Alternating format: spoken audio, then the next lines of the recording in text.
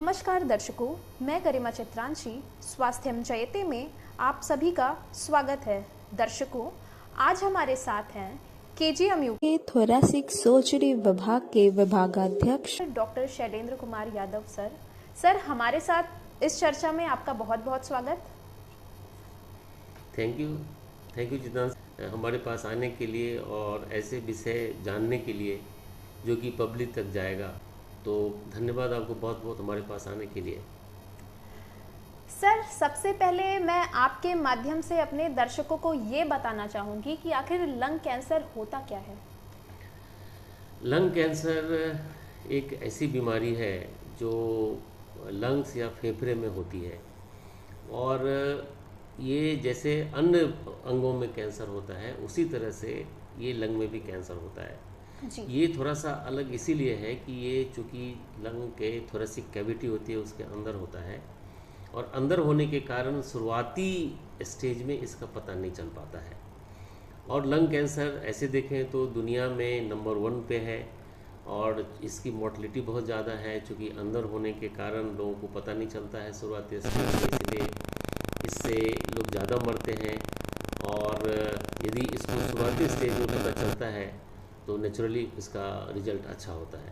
जी sir, आपने शुरुआती stage में पता चलने की बात करी, तो इसके शुरुआती लक्षण क्या हैं? शुरुआती लक्षण लंग कैंसर के तो यूजुअली नहीं पता चलेगा, लेकिन एक लेवल के बाद जब ये काफ़ी बड़ा हो जाता है तब लोगों में इस तरह के सिम्टम्स आते हैं। जैसे कि पहला सिम्टम होता है कि खून आना खांसी में, तो सबसे कॉमन यही है। दूसरा सिम्टम है कि एक जनरल टाइप की फीलिंग होती है कि वीकनेस लग रही है, भूख नहीं लग रही है, और आदमी लगता है कि बहुत हमें अच्छा कंफर्टेबल नहीं फील कर रहे हैं, अंदर से लग रहा है कुछ हम बीमार हैं, और धीरे धीरे वज़न भी घटने लगता है। लेकिन जब यही थोड़ा सा और बढ़ता है तो जैसे चेस्ट पेन हो सकता है, सीने में दर्द होना, या फिर और कहीं यदि चला जाता है लंग्स के अलावा, जैसे बहुत कॉमन है कि बोन में चला जाता है, कभी ब्रेन में चला जाता है, ठीक है, कभी एब्डोमेन में चला जाता है, पेट में चला जाता है, तो उसके सबके सिम्टम अलग अलग हैं।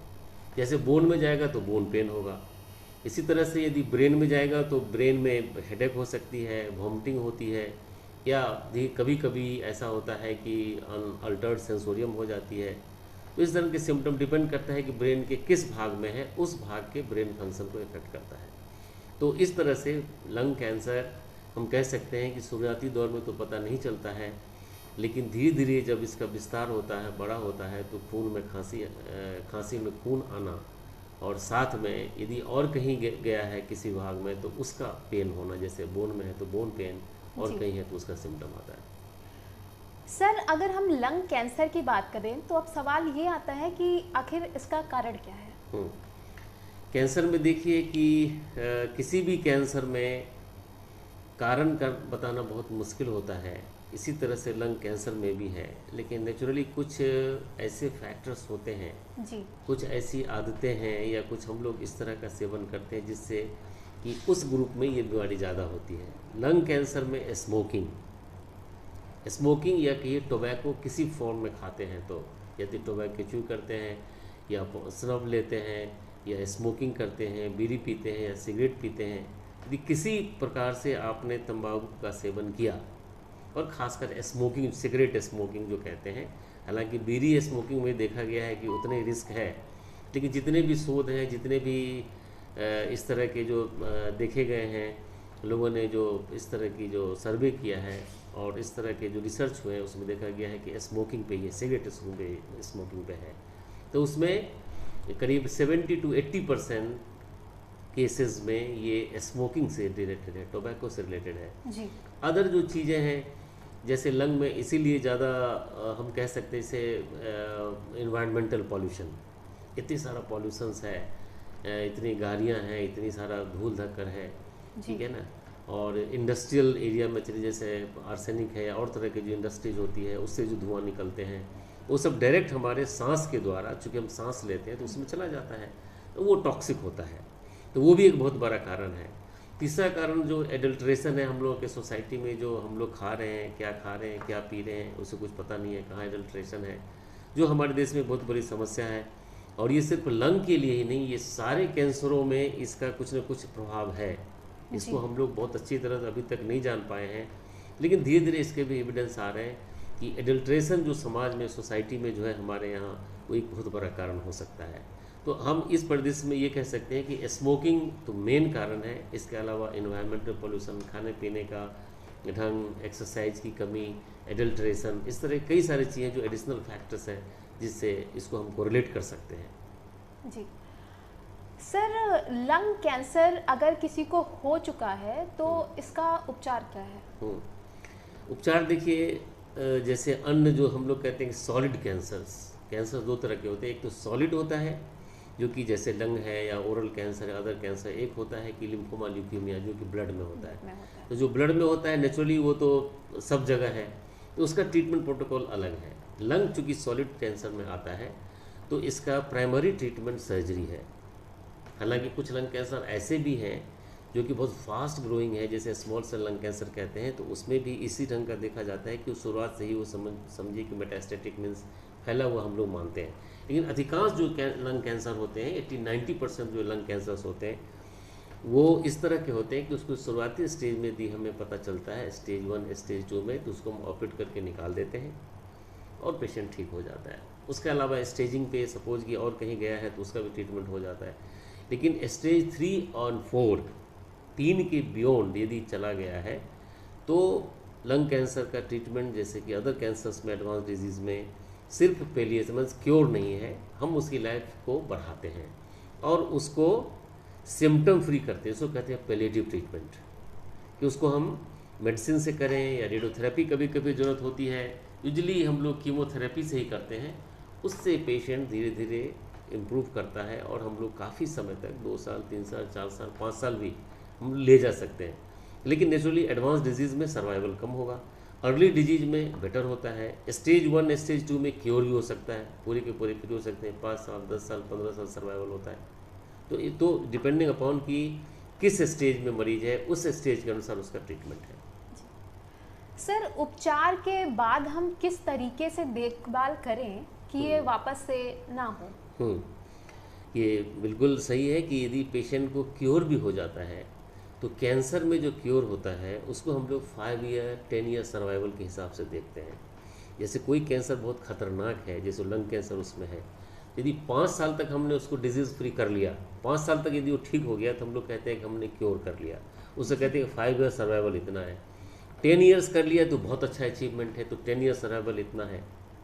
तो इस बीच में पेशेंट को यदि हम क्यूरेटिव ट्रीटमेंट यदि दिया है, ऑपरेशन कर लिया है, उसके अलावा कुछ एडिशनल ट्रीटमेंट दिया है, तो उसके बाद पेशेंट को हम लोग फॉलोअप पे रखते हैं। शुरुआती स्टेज में हम लोग 1.5 महीने 2 महीने पे बुलाते हैं, फिर उसके बाद 3 महीने में बुलाते हैं नेक्स्ट ईयर में, फिर 6 महीने बुलाते हैं, ऐसे करके उसको फॉलोअप करते हैं। और नेचुरली यदि एक बार कैंसर हो गया है तो दोबारा कैंसर होने के चांसेस अदर जो नॉर्मल पॉपुलेशन उससे ज़्यादा है, क्योंकि एक बार उसको हो चुका है। उसमें बॉडी के जो स्ट्रक्चर है, बॉडी के जो जेनेटिक मेकअप है, जो इंटरनल मेकअप कहते हैं, वो ऐसा है कि वो कैंसर होने के लिए प्रोन है। ऐसा देखा भी गया है, अदर कैंसर्स में भी होते हैं कि दोबारा भी हो जाता है। तो इसीलिए उसको क्लोज फॉलोअप करना पड़ता है। हम लोग यूजुअली चेस्ट एक्सरे फॉलोअप करते हैं और इसके अलावा उसके लाइफ स्टाइल में थोड़ा चेंजेस करते हैं कि भाई फैटी डाइट कम हो, हेल्दी लाइफ स्टाइल हो, योगा हो, एक्सरसाइजेज हो, ठीक है ना, और अपने आप का ध्यान रखें, न्यूट्रिशियस प्रोडक्ट खाने को मिले, उसको विटामिन मिले, सारी चीज़ें मिले। उसके अलावा जो एक और इम्पोर्टेंट फैक्टर है कि उसका रिहेबिलिटेशन होना चाहिए। सपोज कोई स्ट्रेनुअस वर्क कर रहा है, ठीक है, जैसे बस कंडक्टर का काम कर रहा है या कोई पुलिस में है, तो थोड़ा उसको उस ढंग से कुछ रिहेबिलिटेट किया जाता है कि उसका स्ट्रेस कम हो, because stress is one of the important factor in every disease, ठीक है। कैंसर में भी वही चीज़ें हैं। स्ट्रेस उसका कम हो, उसकी लाइफ स्टाइल अच्छी हो, उसकी relations, family and other friends के रिलेशन अच्छे हों, जो उसको ये फील लगे कि नहीं मैं भी एक नॉर्मल हूँ, मैं भी एक नॉर्मल आदमी की तरह जी सकता हूँ। और इच्छा शक्ति बहुत ही इंपॉर्टेंट है। इच्छा शक्ति यदि है तो हम लोग तो भाई बहुत ट्रीटमेंट करते हुए देखा है कि जिसकी इच्छा शक्ति है वो डिजीज़ के साथ ही बहुत दिनों तक अच्छे से जीता है और कई लोगों से अच्छे से जीता है जो नॉर्मल आदमी है। तो वो उसको कहते हैं कि काउंसलिंग एंड रिहेबिलिटेशन, ठीक है ना। उसको ये एहसास होना चाहिए कि मैं ठीक हो गया हूँ और मैं नॉर्मल हूँ। यदि इस विश्वास के साथ यदि वो रहेगा तो नेचुरली उसका सर्वाइवल ज़्यादा होगा। हो सकता है वो नॉर्मल लाइफ जिए, उसकी नॉर्मल लाइफ हो पूरी की पूरी, ये भी हो सकता है और होता है। ये सब बहुत इंपॉर्टेंट फैक्टर है जी सर, एक स्वस्थ व्यक्ति लंग कैंसर से किस तरीके से बच सकता है, उसे क्या उपाय अपनाना चाहिए? बिल्कुल, जो आपने पूछा कि इसके काउजेज़ क्या है, भाई आंसर इसी में है, उसका जवाब तो उसी में है कि भाई आपको स्मोकिंग से बचना है। ठीक है, जैसे भाई हम लोगों में चूँकि भाई एजुकेशन की कमी है हमारे, अब देखिए कि जैसे एक्टर से लेके बड़े बड़े लोग हैं जो विज्ञापन करते हैं स्मोकिंग के, तो उस ढंग की चीज़ें नहीं होनी चाहिए। कंपनी जो टोबैको बना रही है, जो सिगरेट बना रही है, तो सरकार जितना टैक्स कमाती है उससे ज़्यादा सरकार उसके इलाज पे खर्चा करती है। जी। बहुत सरप्राइजिंग है कि जितना उसको टैक्स मिलता है कंपनी से, उससे ज़्यादा खर्चा उसको ठीक करने में होता है, फिर भी हम लोग करते जा रहे हैं। अब उससे बिजनेस हाउस का प्रेशर है या गवर्नमेंट की पॉलिसी कैन नॉट से कि यहाँ पे क्या काम करता है, तो हमें उस लेवल पर रोकना है, पीपल को जागरूक करना है। भाई यूएस में जब ये आया कि भाई स्मोकिंग लोग बहुत करते थे, बहुत ज़्यादा था यूएस यूके में, यूएस ने आज से 20-25 साल पहले उसने नियम बनाया कि भाई स्मोकिंग बंद करनी है। 90% लोगों ने स्मोकिंग छोड़ दी। भाई पीपल समझदार है, वो एजुकेटेड है, वो समझता है। उनका जो ग्राफ था वो अचानक घटा, कैंसर ग्राफ अचानक घट गया, बहुत कॉमन हो गया था। लेकिन हमारे यहाँ स्थिति नहीं है। हालांकि हमें तो ऐसा लगता है कि स्मोकिंग पहले की तुलना में यहाँ भी कम हुआ है। हम लोग भी जब स्टूडेंट लाइफ में थे तो स्मोकिंग हम लोग को भी ट्राई किया गया था। भाई रैगिंग होती है तो उसमें हम लोग को भी कहा गया था सिगरेट पियो जी। ठीक है, तो सीनियर लोग पिलाते थे ज़बरदस्ती की सिगरेट पियो, लेकिन हमने नहीं पी, बहुत लोगों ने नहीं पिया। और धीरे धीरे कॉन्शसनेस भी आई है, तो लोगों ने स्मोकिंग पहले की तुलना में, तो मेरे को तो लगता है कि कम हुआ है, लेकिन उतना कम नहीं हुआ जितना होना चाहिए। तो हम स्मोकिंग को रोकें, इन्वायरमेंटल पॉल्यूशन को रोकना है। भाई जैसे अभी गवर्नमेंट की पॉलिसी तो है ही, धीरे धीरे मोटर व्हीकल्स इलेक्ट्रिकल होंगे और सारी चीज़ें होगी, प्लांटेशन होगा, हरा भरा होगा, धूल कम उड़ेगा, ठीक है ना, लोगों फिजिकल एक्सरसाइजेज होंगे, हेल्दी डाइट होगी। सो ये सारे फैक्टर्स है, सबको हम यदि अपनाएंगे तो हेल्दी लाइफ होगी और कैंसर भी कम होगा। सो कई चीज़ें ऐसी हैं जो सब कैंसर के लिए इसमें है, लेकिन स्मोकिंग एक ऐसा पार्ट है, एनवायरमेंटल पॉल्यूशन, जो लंग कैंसर से ज़्यादा रिलेटेड है। सर, आप हमारे माध्यम से हमारे श्रोताओं को क्या संदेश देना चाहेंगे? नेचुरली सारी चीज़ जो हम कही यही कहेंगे कि भाई आप स्मोकिंग छोड़ो, स्मोकिंग पे ध्यान दो। टोबैको लंग के अलावा ओरल कैंसर में बहुत कॉमन है, इसोफेजियल कैंसर है, स्टोमक कैंसर है, कई ब्लैडर के कई कैंसर है जो स्मोकिंग से रिलेटेड है। स्मोकिंग बिल्कुल नहीं करें, उस पर रोक लगे सरकार के तरफ से। मीडिया का भी रोल है कि भाई मीडिया इस चीज़ को हाईलाइट करे, कि बड़े बड़े स्टार सब जो विज्ञापन दे रहे हैं उसको देना बंद करें। और सबसे है कि भाई पब्लिक के इंटरेस्ट में गवर्नमेंट को इनैक्ट करना चाहिए कि इस तरह के प्रोडक्ट बने ही ना, जिसमें हम कम रहे, खर्चा ज़्यादा कर रहे हैं। तो भाई लोगों में, आम पब्लिक में, मीडिया की तरफ से, सरकार के तरफ से इस तरह के एक्टिविटीज़ होनी चाहिए जिससे कि आम पब्लिक को पता चले। और भाई लास्ट में तो हमारा तो ये मानना है, मैं तो कहीं भी इसको बोलता हूँ कि education is the most important factor. जितनी समाज में बुराइयाँ हैं, एकदम एजुकेशन लाते हैं, हम कंपलसरी करते हैं। भाई 10 साल हो गए, हमें लगता है 15 साल हो गए होंगे, 10 साल हुए होंगे कि पिछले गवर्नमेंट ने कहा था कि भाई एजुकेशन कंपलसरी किया, हमारा बेसिक राइट है एजुकेशन, राइट टू एजुकेशन, उसको लागू किया लगे, लेकिन उसको इनेक्ट नहीं कर पाए।